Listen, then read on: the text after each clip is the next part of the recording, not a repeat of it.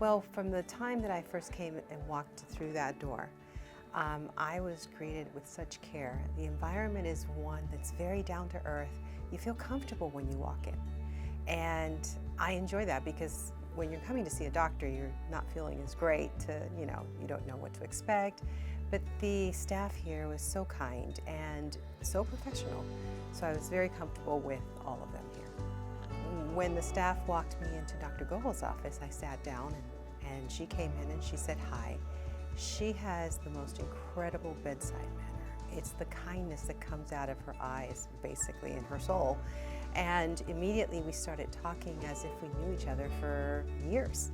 And I was very comfortable in talking to her about what I needed to have done. And she was extremely professional, but at the same time kind.